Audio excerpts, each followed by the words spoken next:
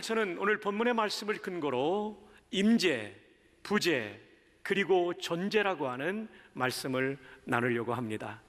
여기서 말하는 임재는 예수님을 이미 모시고 사는 성도도 마음으로 하나님이 나와 함께 계심을 느끼는 성도, 하나님의 임재를 느끼는 성도죠.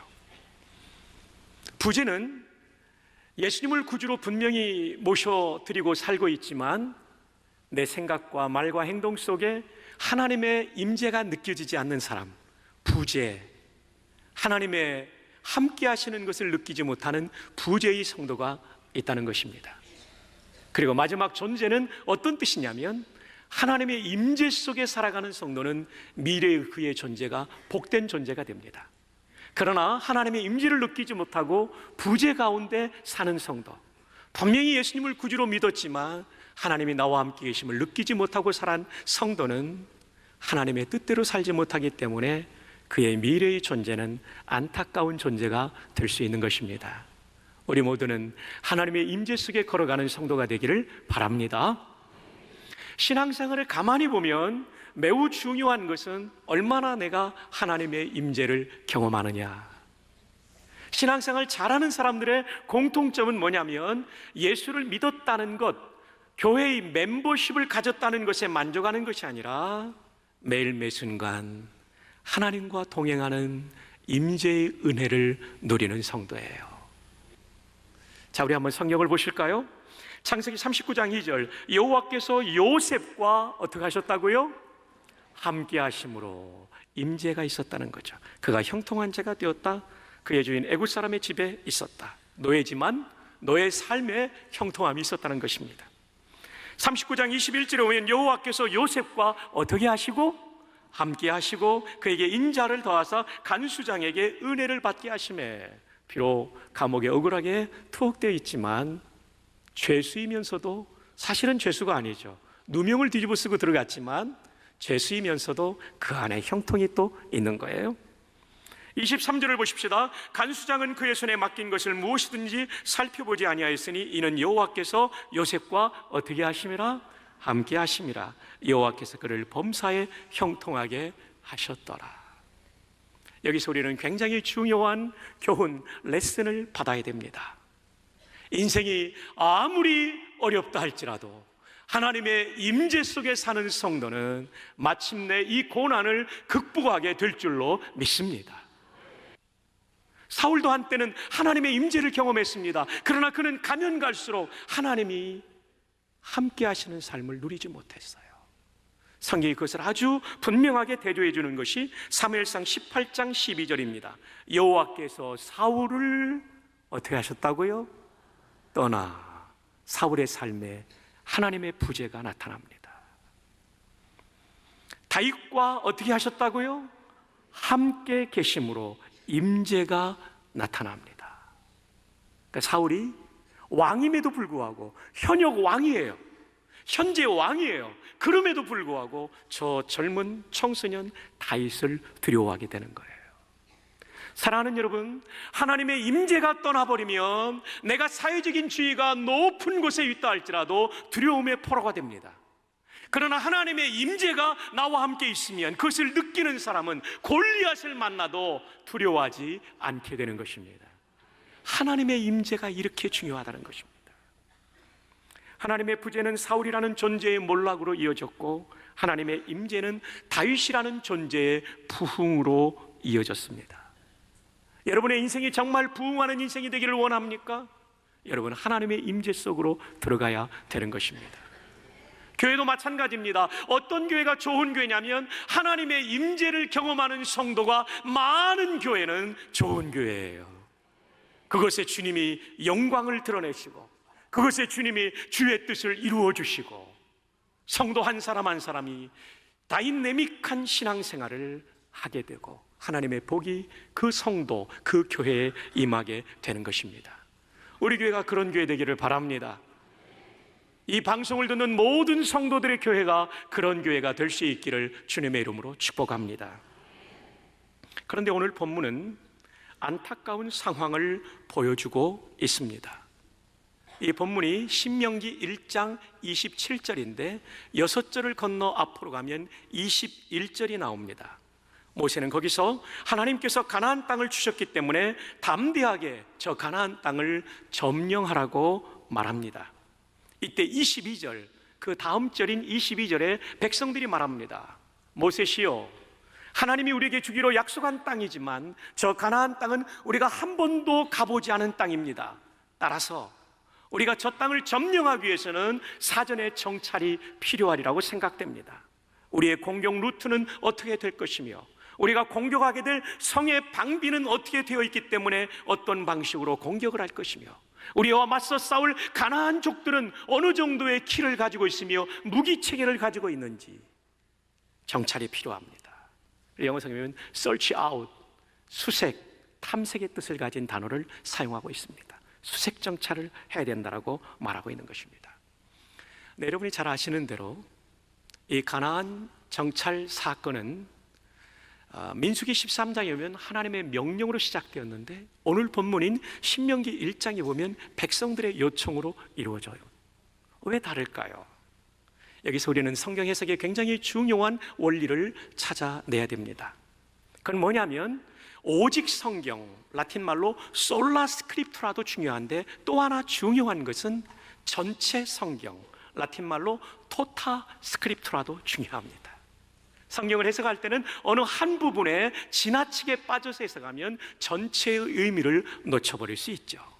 따라서 백성들이 요청해서 정찰을 시작했던 신명기 1장과 하나님의 명령으로 정찰을 시작했던 민수기 13장은 어떻게 해석해야 되냐면 백성들이 요청한 것이 먼저고 그리고 하나님의 명령으로 12명의 정찰대원이 파견받은 것으로 우리는 해석해야 될 것입니다. 자, 12명이 파견되는데 이 12명은 평범한 그냥 장교들이 아니었습니다. 부사관들이 아니었습니다. 민수기 13장 2절에 보면 각 지파의 지휘관이라고 되어 있습니다. 꽤나 높은 지위에 있는 사람들, 지도자들, 지휘관들, 커맨더들이 정찰에 나섰던 것이죠. 정찰을 마치고 돌아왔습니다. 돌아와서 보니까 그들의 보고를 통하여 우리가 느낄 수 있는 것은 이 12명의 정찰대원은 두 부류의 사람이 있었다는 것을 알게 됩니다. 먼저는 하나님의 임재 가운데 정찰을 다녀온 지휘관들, 그 다음에는 하나님의 부재 가운데 정찰을 다녀온 지휘관들, 두 종류의 지휘관이 있었다는 것을 우리는 성경을 통해서 확인하게 됩니다. 임재와 부재, 이것이 얼마나 극명한 차이를 나타내는가, 이것이 성경이 우리에게 오늘 던져주고 있는 메시지입니다. 하나님의 부재 가운데 다녀왔던 지휘관들은 다녀와서 백성들의 마음속에 두려움의 마음을 넘겨주었어요. 그래서 온 백성이 그들의 정찰의 보고를 들으면서 두려운 마음에 사로잡히게 되었습니다. 그러다 보니까 자연스럽게 하나님을 향하여 원망하게 된 것이죠. 자, 신명기 1장 27절 오늘 본문을 보십시다. 장막 중에서, 어디 중에서요? 이 장막 중에서라는 말은 영어 성경에 보면 텐트 안에서, 이 안에서라는 말이, 중에라는 말이 어몽이라는 전치사가 쓸 수 있는데 여기서는 인이 쓰였어요. 어몽이라고 하면 텐트와 텐트 사이, 이 길거리에서 얘기를 했다는 것인데 그게 아니고 인이니까 텐트 안에서 집 식구들끼리, 집집마다 그 뜻이죠. 장막 중에서 집집마다 원망하여 이르기를 여호와께서 우리를 미워하심으로 아모리 족속의 손에 넘겨 멸하시려고 우리를 애굽 땅에서 인도하여 내셨도다. 여러분, 하나님의 부재는 원망으로 이어집니다. 우리가 하나님의 부재가 무서운 것은 하나님에 대한 원망으로 이어집니다. 자, 그런데 이들의 원망의 내용을 보십시오. 여호와께서 우리를 미워하셨다. 그래서 우리를 진멸, 곧 망하게 하시려고 가나안 땅으로 들어가게 하신다. 여러분, 이들의 이 원망의 내용이 맞아요, 틀려요? 틀립니다. 하나님은 그들을 사랑하셨어요. 미워한 게 아니에요. 가나안 땅이 치열한 전투를 앞에 두고 있지만 이 가나안 땅에서 하나님은 이들에게 복을 주시려고 그들을 인도하신 것입니다. 어디서 알 수 있습니까? 신명기 7장 7절에 나옵니다. 자매들이 한번 7절을 읽어주세요. 시작. 여호와께서 너희를 기뻐하시고 너희를 택하심은 너희가 다른 민족보다 너희는 오히려 모든 민족 중에 가장 적으니라. 8절 형제들, 여호와께서 다만 너희를 뭐 하심으로 말미암아? 사랑하심으로 말미암아. 너희를 이집트에서 구원해낸 것은 너희를 사랑하기 때문에 구원한 것이라고 말씀합니다. 그리고 신명기 마지막 부분인 33장에 가면 29절에 모세는 이런 놀라운 선언을 하고 있습니다. 이스라엘이여, 너는 행복한 사람이로다. 여호와의 구원을 너같이 얻은 백성이 누구냐? 맞습니다. 이스라엘처럼 하나님의 놀라운 사랑을 받은 사람들이 없습니다. 맞습니다. 이 자리에 있는 신약의 이스라엘인 모든 성도들처럼 하나님의 놀라운 사랑을 받은 사람이 없는 줄로 믿습니다. 근데 왜 원망할까요? 왜 원망할까요? 하나님의 임재를 경험하지 못하면 구원받은 성도도 원망할 수 있다는 것입니다. 그들의 문제, 그것은 하나님의 부재 때문이었습니다. 여러분, 이렇게 하나님의 임재를 경험하지 못하고 부재 가운데 살고 불신앙의 판단을 하고 불신앙의 말을 하고 불신앙의 행동을 하는 사람들은 어떻게 되었을까요? 신명기 1장 34절, 우리 자매들이 한번 읽어주십시오. 시작. 여호와께서 너희의 말소리를 들으시고 노하사 맹세하여 이르시되. 형제들, 이 35절 시작. 이 악한 세대 사람들 중에는 내가 그들의 조상에게 주기로 맹세한 좋은 땅을 볼 자가 하나도 없으리라. 하나님의 부재의 사람들을 뭐라고 말합니까? 악한 세대의 사람들이라고 말합니다. 그리고 이들은 가나안 땅을 볼 수 없다고. 이때 말하는 가나안 땅은 죽어서 가는 천국의 의미가 아니라 하나님이 주시는 은총, 좋은 것을 말하는 것이죠. 사랑하는 여러분, 신앙생활에 하나님의 임재가 얼마나 중요하냐면 예수님을 구주로 믿고 사는 성도의 삶에 하나님의 임재가 얼마나 중요하냐면 나의 미래의 존재를 결정해요. 내가 어떤 사람이 될까를 결정해요. 하나님의 은혜를 누리는 사람이 될 건가를 결정해요. 하나님의 은총을 경험하는 사람이 될 건가를 결정하는 것이 오늘 내가 하나님의 임재 속에 사느냐, 그것입니다. 자, 이제 모세는 이 백성들에게 말합니다. 너희들이 지금까지 가나안 땅을 향해서 왔는데 방향을 돌이켜라. 그리고 다시 광야길로 들어서라. 그리고 광야에서 너희들은 죽게 될 것이다. 너희들이 들어가지 못할 것이라고 말했던 너희 자녀들이 들어갈 것이고, 그리고 여호수아와 갈렙이 들어갈 것이다. 신명기 2장 14절에 보면 이 기간이 38년의 기간이 되었다라고 말해주고 있습니다. 그랬더니 이 백성들이 말합니다. 아닙니다. 하나님, 우리가 잘못했으니까 지금이라도 올라가게 해주십시오. 그랬더니 하나님이 말씀하십니다. 이것이 42절에 나옵니다. 함께 읽어요. 시작. 여호와께서 내게 이르시되 너는 그들에게 이르기를 너희는 올라가지 말라, 싸우지도 말라. 내가 너희 중에 있지 아니하니 너희가 대적에게 패할까 하노라 하시기로. 백성들이 올라갔다고 말해요. 하나님이 안 된다고 말하는데, 그래서 41절에 경솔히 올라가려고 했다고 그래요. 그리고 42절에 내가 너희 중에 있지 아니하니 너희가 대적에게 패할까 하노라. 진짜 올라갔다가요, 아모리 족속이 벌떼처럼 달려들어 그들은 수없는 사람이 죽임을 당하고 패퇴당하게 됩니다. 그리고 그들은 통곡하게 되는 것이죠.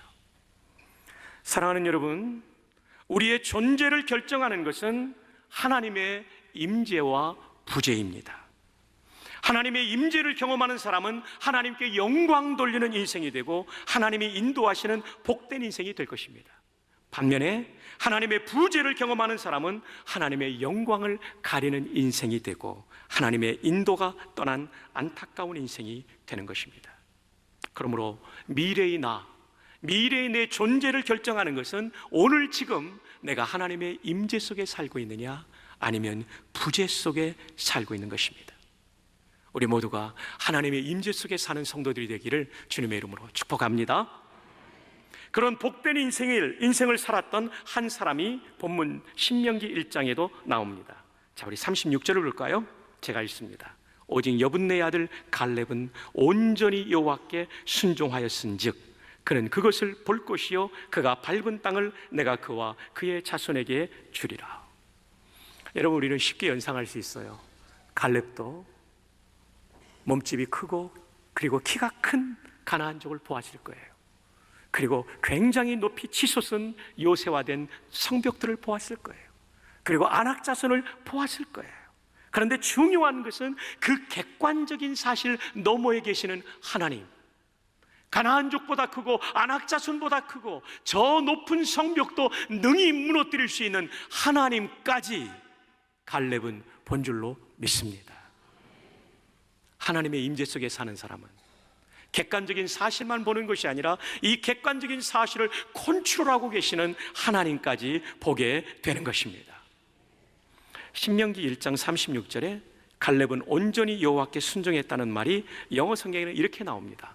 Caleb, he has followed the Lord fully라고 되어 있습니다. 여기 보면 갈렙 그는 하나님을 좇았다. 순종했다는 말을 좇았다라고 번역하고 있어요. 순종이 뭐냐면 하나님을 쫓아가는 거예요. 근데 한 번 쫓아간 것, 그래서 followed로 되어 있지 않고 현재 완료형을 만들기 위해서 has를 넣고 있습니다. has followed. 얘기는 뭐예요? 과거에서부터 지금까지 줄곧 하나님을 따라갔다는 얘기죠. 군에서 상급자를 모실 때는 좌로 일보, 뒤로 일보로 가서 상급자를 따라갑니다. 쭉 따라가죠. 언제라도 말하면 그의 목소리를 들을 수 있고 언제라도 말하면 그에게 반응할 수 있도록 좌로 일보, 뒤로 일보, 항상 그렇게 따라가죠. 지금 갈렙이 그랬다는 얘기입니다. 하나님을 계속해서 따라가면서 하나님의 말씀을 듣고 하나님의 말씀에 반응할 수 있도록 그는 따라갔다는 거죠. 사랑하는 여러분, 신앙생활은 무엇입니까? 하나님을 따라가는 것입니다. 하나님을 뒤에서 따라가는 것입니다. 하나님과 동행하는 것입니다. 갈렙이 이 가나안 땅 정찰 40일 동안 하면서 수많은 두려운 상황을 보았을 거예요. 하나님, 쟤들 너무 크네요. 하나님, 저 성벽이 너무나도 요새화되어 있는데요. 하나님, 저기 보니까 거인들이 있는데요. 그때 하나님 뭐라고 그랬을까요? 야야, 괜찮다. 내가 너와 함께하마. 이 음성을 들었을 거예요. 두려워하지 마. 내가 파라오도 이겨줬잖아. 내가 바벨탑도 무너뜨렸잖아. 내가 너희와 함께 할 거야. 이 약속의 말씀을 그는 받았던 것이죠. 그래서 그가 줄곧 하나님을 쫓아갔다는 거죠. 여러분, 신앙생활이 이것입니다. 하나님을 평생 쫓아가는 거예요. 여러분, 어느 순간은 따라가다가 어느 순간은 나 혼자 마이웨이를 걸어가는 게 신앙생활이 아닙니다. has followed, 계속해서 쫓아가는 거예요. 어느 정도 쫓아가냐면 fully라고 되어 있습니다. fully. 이것은 완전하게, 그리고 충분하게, 불충분하게 대충 쫓아가는 것이 아니라 충분하게, 그리고 완전하게 온 마음을 다해서 따라간다는 얘기죠. 요즘 젊은이들 말로 하면 완전히 쫓아가는 것입니다. 완전히 쫓아가는 것. 그러니까 갈렙은 정찰을 다녀와서 이런 말을 합니다. 병행 본문인 민수기 14장 9절에 다만 여호와를 거역하지는 말라, 또 그 땅 백성을 두려워하지 말라. 그들은 우리의 먹이라. 그들의 보호자는 그들에게서 떠났고 여호와는 우리와 어떻게 하신다고요? 함께 하시느니라. 임재를 경험하고 있는 거예요. 40일 동안 정찰하는 순간 내내 하나님을 쫓아갔던 거예요. 10명은 하나님을 쫓아간 게 아니라 자기들끼리만 간 거예요. 두렵고 무서운 상황이 되니까 공포에 질려서 왔어요. 하나님의 부재 속의 정찰은 그들을 공포로 몰아넣었어요. 그러나 하나님의 임재 속에 갔던 갈렙과 여호수아는요, 그것을 통하여 하나님이 저 성까지도 이기게 하실 것이다. 저 사람들까지도 이기게 하실 것이다. 믿음을 안고 돌아오게 된 거죠. 그러면서 이렇게 말합니다. 다만 여호와를 거역하지는 말라. 영어성에 보면 이 거역이라는 말이 반역이라는 단어예요. 레벨. 반역이라는 얘기예요. 반역. 사랑하는 여러분, 우리가 하나님의 부재 속에 살며 의심하고 불신앙하는 것은 하나님께 대한 반역임을 기억하시기를 바랍니다. 대신 여호와는 우리와 함께 하시느니라. 그들을 두려워하지 말라. 이것은 임재 속에 나온 놀라운 신앙 고백이 되는 것이죠. 갈렙에게 있어서 중요한 것은 무엇입니까? 가나안의 덩치 크고 키 큰 원주민도 보고 그도 다 압니다. 도시가 얼마나 금성철벽같이 요새화되었는지 다 압니다. 그도 거인적을 보았습니다. 다 압니다. 그가 객관적인 상황을 무시한 것이 아닙니다. 그러나 그는 더 크고 강하신 하나님을 바라볼 수 있었습니다. 사랑하는 여러분, 한 주간을 살면서 여러분 마음속에 여러분을 두렵게 하는 것이 무엇입니까? 질병일 수도 있죠. 사업적인 위기일 수도 있을 거예요. 그리고 누구에게도 말 못할 두려운 문제가 여러분에게 찾아왔을 수 있습니다. 하나님의 부재의 마음으로는 그 문제를 이길 수 없다는 것을 기억하십시오. 하나님이 나와 함께 하신다는 하나님의 말씀이 내 가슴 속에 있을 때 우리는 그 문제를 능히 이기게 될 줄 믿습니다. 문제 너머의 문제보다 더 크고 위대하신 하나님을 바라볼 때 우리는 그 문제를 넉넉하게 갈렙처럼 이기게 될 줄 믿습니다. 그래서 여러분, 여러분의 상황을 분석할 때 꼭 기억하십시오. 하나님의 부재의 마음으로 분석하지 마시고 하나님의 임재의 마음으로 여러분의 상황을 분석할 수 있기를 바랍니다.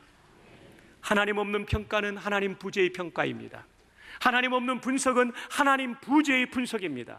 하나님 없는 대안은 하나님 부재의 대안입니다. 그런 것들은 문제를 이길 수가 없습니다. 하나님 임재의 분석, 하나님 임재의 대안만이 우리의 상황을 이기는 능력이 될 줄로 믿습니다. 하나님의 임재를 경험하는 사람은 이런 존재가 되는 것입니다. 미래의 우리 존재는 지금 이곳에서 하나님의 임재를 경험하느냐 아니면 부재를 경험하느냐, 여기에서 결정되고 결판나게 되어 있습니다. 그러므로 미래에 어떤 사람이 될 건가는 오늘 지금 이곳에서 하나님의 임재를 경험하느냐, 여기에 달려 있는 것입니다. 교회도 미래에 어떤 교회가 될 것인가, 그것은 여기서 지금 하나님의 임재를 경험하는 교회가 될 때 결정나는 것입니다. 우리 교회가 그런 교회가 되기를 바랍니다. 오고 오는 세대에 유익을 주는 교회가 되기를 바랍니다. 자, 그럼 어떻게 하나님의 임재를 경험하는 삶을 살 수 있을까요? 첫째, 하나님의 말씀을 사모하십시오.